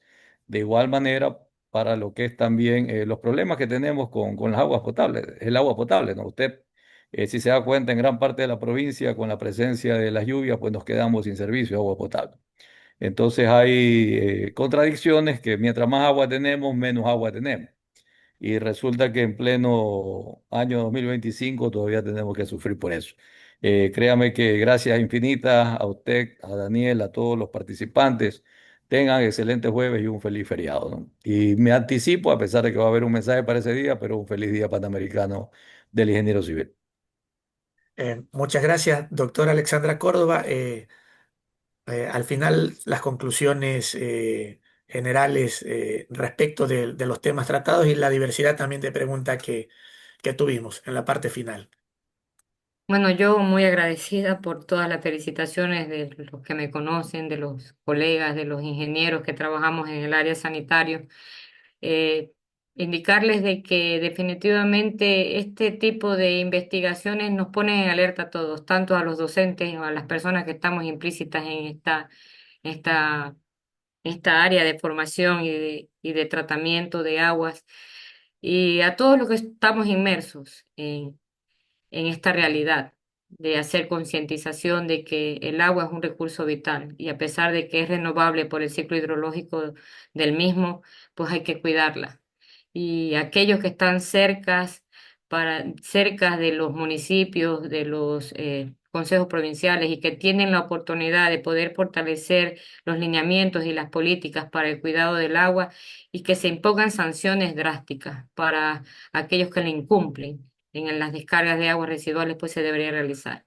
Eso es lo que puedo concluir. Muy amable, gracias, ingeniero, a usted, al presidente, por esta invitación, por el honor de participar en esta jornada de los ingenieros civiles. Me siento muy orgullosa de haber sido considerada como tal y muy contenta y gratificada por todos los saludos y de todos mis colegas, amigos, conocidos y los que no son conocidos y que les haya gustado. Pues esta su servidora queda eh, eh, para ustedes, en cualquier consulta que ustedes requieran, pues aquí estoy. Muy amable, buenas noches. Muchas gracias. Y en la parte final, pues como le tenemos aquí al doctor Miguel Tornelo, ojalá podamos hacer uso del micrófono. Él, como ha estado los 4 días, Eh, Les vamos a pedir unas conclusiones generales de este ciclo de conferencias que creo que es muy importante reunir en líneas generales tal vez unas cuantas o brevísimas conclusiones. El primer día que tuvimos al doctor Miguel Tornelo con la importancia de la gestión del riesgo sísmico en comunidades expuestas. El segundo día al doctor Gilberto Martínez Repani, estudio de la resiliencia para comunidades vulnerables a inundaciones en la cuenca baja del Guayas. Al doctor Roberto Aguiar, dos edificios con disipadores de energía, Mago en Manta y Luz en Quito. Y la doctora Alexandra Córdoba Mosquera, diversas tecnologías para el tratamiento de aguas residuales domésticas y su impacto en las descargas de cuerpos hídricos con estudio de casos. Doctor Tornelo, le Eh, escuchamos. bueno, le agradezco, le agradezco, Daniel, por darme unos minutos, este, por darme ese honor. Nuevamente felicitar la iniciativa de los colegios por este ciclo de conferencias. La verdad que todas ellas han sido muy interesantes y a pesar de que muchas de ellas han tenido un carácter puramente regional, siempre de ellas queda un aprendizaje para aquellos que vivimos en otras latitudes. Hoy pensaba en la exposición de la doctora Córdoba, que es un tema tan actual y yo diría que se puede extrapolar inclusive a otras regiones. De hecho, en Argentina, en muchos casos, tenemos esta misma problemática. Y me parece que la exposición de la doctora Córdoba, esta última por dar alguna referencia, ha puesto en evidencia fundamentalmente un tema de conciencia social que muchas veces estamos reclamando, no solamente de la sociedad, sino de las autoridades que deben tomar decisiones en este aspecto. Esto también pasa fundamentalmente en aspectos en los cuales muchos de nosotros trabajamos, que son los aspectos de diseño sísmico, tomando, por supuesto, digamos, otra problemática. Así es que yo celebro todo este tipo de exposiciones, porque no solamente nos permiten alimentarlo de nuevos conocimientos, los trabajos realizados por la doctora Córdoba realmente también demuestran este, el gran compromiso que hay con la sociedad y de tratar de transferir este conocimiento desde la universidad a la sociedad toda. Así que muchas gracias nuevamente, Daniel, muchas gracias, ingeniero Villavicencio, muchas gracias a todos los que han organizado este evento y por supuesto siempre le estaré agradecido por haberme invitado y estaré a disposición cuando lo requiera. Les mando desde aquí a Argentina, lejos, un cordial saludo. Muchísimas gracias, doctor Tornelo. Reconocidas palabras también para todos los expositores, para todos nuestros colegas y amigos de los distintos lugares del país también, extranjeros que se encuentran en esta sala. De mi parte también, como presidente del Centro de Actualización de Conocimientos del Colegio de Ingenieros Civiles de Manabí, vicepresidente también de este mismo colegio. Les agradezco también a Fabricio, al ingeniero Fabricio Villavicencio, también por el respaldo y poder permitir que este tipo de eventos también continúen permanentemente, como el similar que tuvimos el mes anterior, en conmemoración también de esos 9 años del terremoto y que organizamos las terceras jornadas de ingeniería sísmica y estructural y que, al igual que esta que estamos teniendo, esperamos que sean repetidas cada año.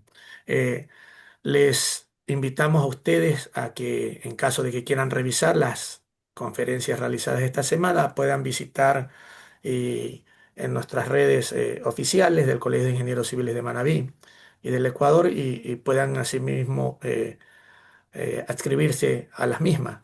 Y a la vez, pues, le hacemos una invitación cordial a los colegas ingenieros civiles de Manabí a que puedan afiliarse a los colegios provinciales, a los que son de aquí de Manabí, serán bienvenidos también si desean afiliarse al Colegio de Ingenieros Civiles de Manabí. Siempre es una oportunidad inmensa que nos podamos asociar, agremiar y estar pendiente de temas tan importantes como estos, además de algunos otros. Sin duda alguna, una semana muy buena el día sábado. Que tengan un feliz día los ingenieros civiles de toda nuestra región. Un abrazo para todos. Muchas gracias a los comentarios dejados también ahí en el chat para todos. Un abrazo inmenso. Buenas noches. Buenas Buenas noches, noches. gracias. Buenas noches con todos. Muchas gracias por Noches. todo. Buenas noches. Gracias. Buenas Gracias. noches, colega. Gracias por la exposición. Muchas gracias.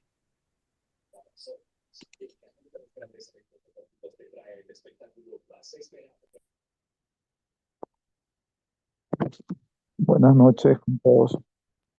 Buenas noches, gracias. Buenas noches.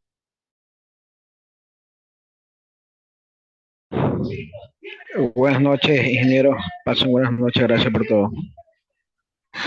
Muchas gracias. Buenas noches. Buenas noches con todos. Buenas noches.